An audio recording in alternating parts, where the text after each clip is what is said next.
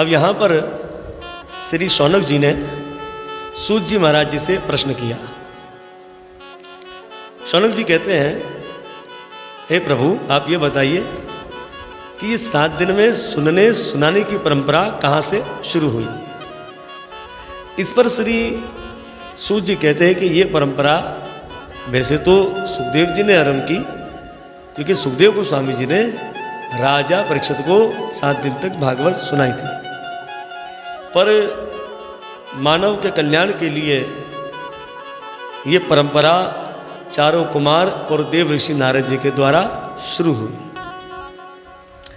अब यहाँ पर जो है प्रश्न किया शौनक जी ने कि चारों कुमार भगवान के भजन में मस्त रहते हैं, उनके पास तो फुर्सत नहीं है, तो वो उन्होंने अपना भजन छोड़कर 7 दिन तक कथा कहाँ कहने बैठ गए।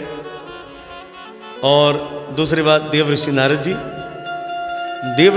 2 घड़ी से अधिक कहीं टिकते नहीं हैं, तो वो कथा सुनने कहाँ बैठ गए। अब देखा जाए तो दोनों ही भजन में मस्त, एक भजन से फुर्सत नहीं मिलती है ध्यान आदि से, वो है चारों कुमार, और दूसरा देव ऋषि नारद जी, जिनको श्राप लगाया दक्ष प्रजापति का कि 2 घड़ी से अधिक कहीं टिक नहीं सकते। तो ये नामुमकिन मुमकिन कैसे हो गया। यही बात श्री शौनक जी सूत जी महाराज जी से कहते हैं। तो अब श्री सूत जी कहते हैं कि एक समय क्या हुआ, विशालापुरी भक्तों बद्रीनाथ धाम को कहते हैं, क्योंकि यहाँ पर बेरी का विशाल पेड़ है। तो पुरानी कथा है कि यहाँ पर जब भगवान नारायण तप कर रहे थे तो यहाँ बर्फ बहुत गिरती है, तो लक्ष्मी जी ने कहा रहे मेरे स्वामी जी को इतना कष्ट, तो उस समय लक्ष्मी जी विशाल बेरी का पेड़ बन गई, तो इसलिए इसे विशालापुरी कहते हैं। तो विशालापुरी पर एक दिन के बाद चारों कुमार आए और उन्होंने देव ऋषि नारद जी को उदास देखा। जब चारों कुमार देव ऋषि नारद जी के पास गए तो अपने बड़े भैया को देव ऋषि नारद जी ने दंडवत किया। चारों कुमारों ने देव ऋषि नारद जी से पूछा, आप इतने उदास मन क्यों हैं? आप संत हैं, संत का दर्शन करने से, पूजन करने से, प्रवचन सुनने से जीवों का कल्याण हो जाता है, और आप तो चिंता मगन हैं। लोग अपनी चिंताएं संतों के पास लेकर आते, संत बोले हम ही परेशान, तो लोग कहाँ जाएंगे, इसलिए आपकी चिंता का कारण क्या है, आप हमसे कहिए। उस समय देव ऋषि नारद जी चारों कुमारों को कहते हैं कि मैंने स्वर्ग आदि लोकों से उत्तम इस मृत्यु लोक को चुना, और मैं यहाँ पर पुष्कर, प्रयागराज, काशी, गोदावरी, हरिक्षेत्र आदि तीर्थों पर आया, तो मैंने इन दिव्य तीर्थ धामों पर क्या देखा कि अधर्मियों का वास हो गया है, और अधर्मियों के कारण दिव्य धाम की जो दिव्य महानता, रूहानी महानता होती है, वो मुझे नज़र नहीं आ रही थी। फिर हमने सोचा चलो संतों का संग करते हैं। तो जब हम संतों का संग करने के लिए गए तो हमने क्या देखा कि मौनी बाबा, जिन्होंने मौन व्रत ले रखा है, उनके आश्रम में बड़ी शोर की आवाज़, और ब्रह्मचारी बाबा विवाह कर 10-12 बच्चे पैदा कर बैठ गए। त्यागी बाबा ने त्याग छोड़कर महल बनाकर बैठ गए। देव ऋषि नारद जी ने कहा, भगवान अब जब संतों में हमने ऐसा भाव देखा तो हमने विचार किया जो खुद फंसे वो हमें क्या निकालेगा। तो चलो गृहस्थियों की स्थिति देखते हैं, कैसी है गृहस्थियों की स्थिति। तो देव ऋषि नारद जी गृहस्थियों के यहाँ आए तो क्या देखते हैं, घर घर में महाभारत, पति पत्नी में, पिता पुत्र में, बहन भाइयों में और परिवारजनों में लड़ाई झगड़ा। माता पिता की चलती नहीं है, इसलिए माता पिता की खटिया या तो किसी बूढ़े आश्रम पर या तो किसी तीर्थ धाम पर, और अगर माता पिता को रख भी लिया तो उनसे सलाह नहीं लेते हैं। क्यों? क्योंकि साले सलाहकार बने हुए हैं। जो कार्य होगा साहब ससुराल से साले साहब को बुलाया जाएगा, लेकिन कोई धर्मात्मा साला हो उसकी सलाह लेने में कोई बुरी बात नहीं है, पर साले भी और आग लगा कर चले जाए।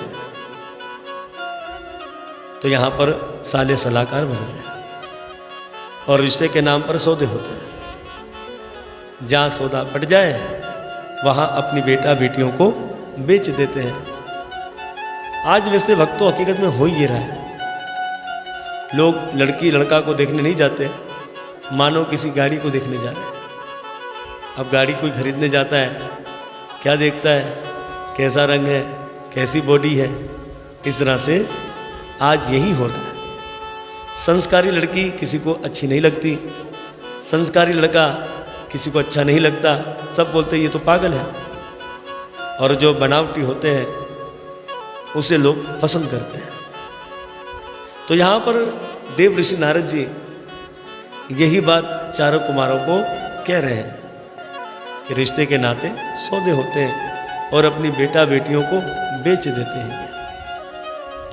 देव ऋषि नारद जी कहते हैं कि भगवान, अब जब हमने इस तरह से देखा तो अपने मन को तसल्ली देने के लिए हम श्रीधाम वृंदावन गए। और वृंदावन में हमने क्या देखा, यमुना जी के किनारे एक सुंदर युवती, बड़ी खूबसूरत बरदुक, उसकी गोद में दो बूढ़े पुरुष बेहोश पड़े। मैंने जब दुखी देखा उस युवती को, मैं उसके पास गया। उस युवती ने खड़े होकर मुझे नमन किया और कहा कि हे साधु रुक जाओ, भाग्य से साधु का दर्शन और भाग्य से ही साधु के प्रवचन सुनने को मिलते हैं, आप ठहरिए। देव ऋषि नारद जी कहते हैं, देवी जी आप कौन हैं, और ये दो बूढ़े पुरुष ये कौन है, और ये स्त्रियां कौन है जो आपको समझा रही है, आपकी मोरपक चामर से सेवा कर रही है। उस समय उस सुंदर युवती ने कहा कि हे नारद ऋषि, मेरा नाम भक्ति है और ये मेरे दो बेटा है, ज्ञान और वैराग्य। ये जो आप स्त्रियां देख रही हो, ये गंगा, जमुना, गोदावरी, सरस्वती आदि नदियां हैं जो कि स्त्रियों का रूप धारण कर कर मेरी सेवा करने के लिए आई है। हे नारद ऋषि, दक्षिण भारत में मेरा जन्म हुआ, कर्नाटक में मैं सयानी हुई, महाराष्ट्र में मुझे सम्मान मिला, पर गुजरात में जाते ही मैं बूढ़ी हो गई। अब गुजरात का त्याग कर कर मैं अपने पुत्रों सहित श्रीधाम वृंदावन आई, तो वृंदावन की भूमि पर पग धरे मैं तो सुंदर युवती बन गई, पर दुख मेरे बेटा ज्ञान वैराग्य बूढ़े हो गए। हे देव ऋषि नारद जी, ये तो बड़ी लज्जा की बात है, माँ जवान और बच्चे बूढ़े। हकीकत में माँ को बूढ़ी और बच्चों को जवान होना चाहिए। अब तो मैं विचार करती हूँ कि वृंदावन का त्याग कर कर मैं विदेश में चली जाऊँ। जब भक्ति ने ऐसा कहा, देव ऋषि नारद जी ने कहा, नहीं मैया आप विदेश मत जाइए, ये सारा दोष कलयुग का है। देखो, भक्ति देवी पद्म पुराण के अनुसार तो विदेश में जाने के लिए तैयार हो गई थी, पर देव ऋषि नारद जी ने मना कर दिया, आप मत जाइए। अब यही कार्य शिला प्रभुपाद जी ने किया, भक्ति देवी को विदेश में लेकर चले गए। और देखें, भक्ति देवी को विदेश में लेकर गए, सबको भक्ति के रंग में कर दिया, और फिर विदेश से पुनः भक्ति देवी को भक्तों सहित वृंदावन लेकर आ गए। तो कहने का अर्थ यह है कि यहाँ जब भक्ति ने कहा कि हम तो जा रही है, कहाँ जा रही हो मैया, बोले विदेश जा रही है। अरे देव ऋषि नारद जी ने कहा, मैया मत जाइए, सारा दोष कलयुग का है। अब देव ऋषि नारद जी कहते, माँ कृष्ण आपसे बहुत प्रेम करते हैं, कृष्ण आपसे इतना प्रेम करते हैं कि आप पति से पतित घर में चली जाइए। कृष्ण ये थोड़ी देखते हैं कि पाप आत्मा है या मुक्त आत्मा है, केवल कृष्ण मैया आपको देखते हैं। तो श्री कृष्ण आपको देखकर जात पात आदि कुछ नहीं देखते और तुरंत वहां चले जाते हैं, तुरंत। हे माँ, श्री जगन्नाथ प्रभु कृष्ण तो आपसे इतना प्रेम करते हैं, उन्होंने मुक्ति को आपकी नौकरानी बना दिया। माँ वृंदावन धाम आई, वृंदावन में भक्ति नित्य करती है, ये आपकी जय हो मैया।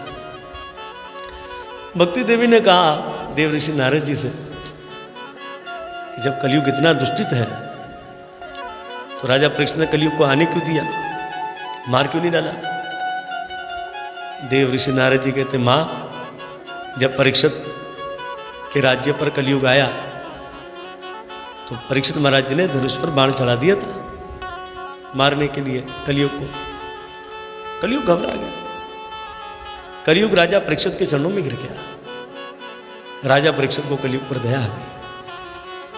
राजा परीक्षित ने कलयुग को कहा, हे कलयुग, तुम्हारे अंदर क्या अच्छाई क्या बुराई है? कलयुग मुस्कुराने लगा। कलयुग ने कहा, महाराज बुराइयां तो इतनी कि एक पुल बांध दो, पर अच्छाई मुझ में केवल एक है। तो परीक्षित महाराज जी ने कहा, भैया क्या अच्छाई है तुम में, बताओ। तो कलयुग ने कह दिया, यत् फलम नास्ति तपसा ना योगिना समाधिना तत्फलम लभते सम्यक कलो केशव कीर्तना। जो फल यज्ञ तपस्या दान व्रत आदि से प्राप्त होता था और कलयुग में केवल भगवान के कीर्तन के द्वारा ही वो प्राप्त हो जाता है। इसलिए तो श्री चैतन्य महाप्रभु ने कीर्तन भक्ति को ही महान बताया गया और कीर्तन के अंदर उन्होंने हमें नामा प्रभु का नाम दिया। वो है हरे कृष्णा कृष्णा कृष्णा हरे हरे, हरे राम राम राम हरे हरे। ये मंत्र दिया। ये वैदिक मंत्र है, कलि संतो उपनिषद का मंत्र ही है, आम मंत्र नहीं है। तो यहाँ पर जो है कलयुग के अंदर जो है कीर्तन की ही महानता को दिया गया। कुछ लोग कथा व्यास को कीर्तन भक्ति क्या नहीं कहते हैं, जबकि निवेदा भक्ति के जो आचार्य हुए, जैसे सुनने वाले के लिए परीक्षित जी का नाम आता है और कीर्तन भक्ति के आचार्य श्री सुखदेव जी। सुखदेव गोस्वामी जी कीर्तन भक्ति के आचार्य हैं और सुखदेव जी तो कथा कहते थे, कीर्तन भक्ति कहाँ से हो गई? तो कथा कहने वाले को कीर्तन भक्ति का आचार्य ही कहा गया है, कीर्तन ही कहा गया कथा को। इस तरह से वो कीर्तन को बड़ी महानता कलयुग में दी है। इस तरह से गोस्वामी तुलसीदास जी भी रामचरितमानस के उत्तरकांड में कहते हैं, कलयुग केवल हरि गुण गाह गावत नर पावहि भवताः। कलयुग में केवल भगवान का नाम ही जीवों को भवसागर से पार उतारने वाला है। यही बात ब्रह्म नारद पुराण के अंदर भी कि केवल हरि नाम ही जीवों को तारने वाला है कलयुग के अंदर, और हरि नाम के अलावा गति नहीं हो सकती और नहीं हो सकती। यही बात हमें गरुड़ पुराण के अर्चा कांड में मिलती है। कीर्तना देवा कृष्णस्य महाबंधनम परिजते। कलयुग की जीवों का कल्याण जगन्नाथ प्रभु श्री कृष्ण का कीर्तन ही कर सकता है, इसके अलावा कुछ भी नहीं। फिर यही गरुड़ पुराण के अर्चा कांड में लिखा है कि कलयुग के जो मनुष्य है वो भगवान विष्णु की पूजा नहीं करेंगे, उन सबका विश्वास पाखंड में बढ़ जाएगा। इसलिए श्री सूत जी महाराज जी कहते हैं, हे ब्राह्मणों, कलिकाल दोषों से भरा पड़ा है और इस कलयुग के दोष गुणों के अंदर एक उत्तम गुण है श्री कृष्ण का नाम संकीर्तन। सतयुग में जो ध्यान से फल मिलता था, त्रेता में जो बड़े बड़े वैदिक मंत्रों का उच्चारण करने से मिलता था, द्वापर में जो सेवा करने से फल मिलता था, कलयुग में केवल भगवान के गुण लीला और नाम संकीर्तन से प्राप्त हो जाता है। पद्म पुराण के स्वर्गा कांड के अंदर भी ये बात आती है। मनुष्य श्री विष्णु के उत्तम नाम का जप करने से संपूर्ण मंत्र के जप का फल पा लेता है। और जब मैंने और बारीकी से पद्म पुराण के सृष्टि कांड में देखा तो वहां गायत्री मंत्र की बड़ी महानता बताई गई थी। अब गायत्री मंत्र की महानता को बताते बताते बताते बताते भगवान विष्णु के मंत्र के विषय में बड़ी महानता बता दी। तो जो पुण्य गायत्री मंत्र के विषय में बताया गया उससे थोड़ा और उत्तम भगवान के विष्णु के मंत्र को बता दिया गया। अब जैसे कि एक मिसाल है, हमने किसी को कह दिया आप अच्छे हैं, और किसी किसी को हम जोर देकर कहते हैं आप बहुत अच्छे हैं। इसी तरह से भगवान तो बड़े सुंदर हैं, और भगवान की कथा अति सुंदर, वो है भगवान का नाम। नाम प्रभु तारण वाला है, और नाम ही हमें नामी से मिलाता है। अब जैसे कि एक मिसाल है, आप किसी के नाम को जानते हैं, बस आप वहाँ पर जाएं, पूछे भाई इस नाम का कोई व्यक्ति रहता है, बोले हाँ भाई रहता है, तो आप उसको ले लेंगे। अब आपका कोई मित्र आया है और आपने कहा भाई उसे लेकर आ जाओ स्टाफ से, तो तुरंत पूछा जाएगा उसका नाम क्या है, अरे हाँ उसका नाम ये है, तो तुरंत आपको मिल जाएगा। इसी तरह से नाम की महिमा के विषय में अब आपको क्या कहें। अब एक मिसाल है, पंडाल के अंदर एक व्यक्ति बैठा है जिसका नाम है राम, मस्ती में मस्त है, खूब कथा में लगा है, पर उसी श्री राम जी से कोई मिलने के लिए आ गया, अरे राम आओ, अरे भैया राम आओ, अरे हमारी बात सुन लो। अब राम जी कहेंगे अरे सारा मजा ये खराब करने के लिए आ गया, पर तंग आकर राम जी उसके बाद चले जाएंगे, हाँ भैया क्या बात है, क्या काम है तुम्हें। इसी तरह से आप भगवान का नाम लेते रहे लेते रहे लेते रहे लेते रहे लेते रहे, एक दिन भगवान ही पूछ लेंगे भैया क्या काम है बताओ। यह है नाम की महिमा। जब करते रहे 108 माला पर जब करें भगवान के नाम का, और यही भगवान का फोन नंबर है 108। तो सब लोग माला पर लगे हैं, हरे कृष्णा कृष्णा कृष्णा हरे हरे, हरे राम राम राम हरे हरे, लगे माला पर। तो जैसे ही आवाज़ आती है साहब अभी आपका रास्ता नहीं हो सकता क्योंकि लाइन दूसरी कॉल पर बिजी है, फिर लगाइए नंबर। इस तरह से हमारे गौड़िया वैष्णव में वैसे तो 64 माला है, और शीला प्रभुपाद महाराज जी की कृपा से हमें 16 माला मिली है, यानी कि 1728 महामंत्र का जप नित्य करना है आपको। तो नंबर लगाते रहे, एक दिन तो कॉल लगी जाएगी। इसलिए कलयुग के अंदर नामा प्रभु की बड़ी महानता बताई गई है। तो यहाँ पर भी हमें शिक्षा मिलती है, इस ग्रंथ के अंदर भी भगवान के नाम की। फिर पद्म पुराण में लिखा है, भगवान के सामने ऊंचे सुर में उनके नामों का कीर्तन करते हुए नित्य करने वाला मनुष्य गंगा आदि नदियों के भांति सारे संसार को पवित्र कर देता है। बताओ, इतनी महानता एक भक्त के विषय में बताई गई है कि गंगा आदि नदियों के भांति सारे संसार को भक्त क्या करता, पवित्र कर देता हैगा। किसके द्वारा? बोले कीर्तन के द्वारा। आगे लिखा है, उस भगत के दर्शन करने से, उसके संग बातचीत करने से, उसका संपर्श करने से अरे ये जीव ब्रह्मत्या आदि पापों से मुक्त हो जाता हैगा। इतनी मानता नाम संकीर्तन वाले की कह दी। इस तरह से भगवान के नाम की बड़ी महानता बताई गई है।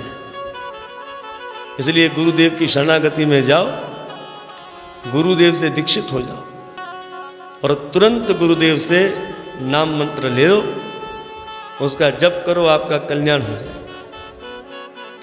हमसे किसी ने पूछा क्या दीक्षा लेना लाजमी है? हमने कहा बिल्कुल। बोले कैसे पंडित जी? तो हमने कहा देखो भैया बात सुने, एक फैक्ट्री में कुछ फैक्ट्री के अपने पक्के मुलाजिम होते हैं और कुछ लोग ठेके पर होते हैं। अब पैसा तो दोनों को मिलता है, पर जो ठेके का मुलाजिम होगा वो जब आएगा उसकी दिहाड़ी लगेगी और नहीं आ सका तो दिहाड़ी कट जाएगी। और अगर वो नौकरी छोड़कर जाए उसे कुछ मिलने वाला नहीं। और जो फैक्ट्री के पक्के मुलाजिम होते हैं उन्हें सर्विस मिलती है, यहाँ तक लेटर होने के बाद भी पेंसिल के रूप में उसको पैसा मिलता है। इसी तरह से जब हम गुरुदेव की शरणागति में चले जाते हैं, उनसे दीक्षित हो जाते हैं, वो हमें मंत्र देते हैं, हम रजिस्टर हो जाते हैं, हमारी भक्ति पक्की हो जाती है। इस तरह से दीक्षा लेना लाजमी है, दीक्षा लेना बहुत जरूरी है। इस तरह से नाम संकीर्तन की महिमा आप सब भक्तों ने सुनी। तो देव ऋषि नारद जी भक्ति मैया से कहते कि माँ, कलयुग के अंदर ये उत्तम गुण देखा परीक्षित महाराज जी ने, इसलिए कलयुग को छोड़ दिया। भक्ति मैया बड़ी शोक मगन थी। देव ऋषि नारद जी के दिव्य प्रवचनों को सुनकर माँ भक्ति का शोक खत्म हो गया। इस तरह से हम बड़े चिंता मगन हैं और हम किसी वैष्णव, किसी महापुरुष के प्रवचनों को सुन लेते हैं तो होता क्या है? होता यह है कि हमें भी एक आनंद प्राप्त हो जाता है, एक सुकून मिलता है। अब यहां पर हुआ ये, देव ऋषि नारद जी को भक्ति देवी कहती है कि हे देव ऋषि नारद जी, आप ब्रह्मा जी के बेटा हो, भगवान के परम भक्त हो, भगवान के धाम में आपका सदैव आना जाना लगा रहता हैगा, इसलिए आप मेरे बेटों पर भी कृपा कर दीजिए।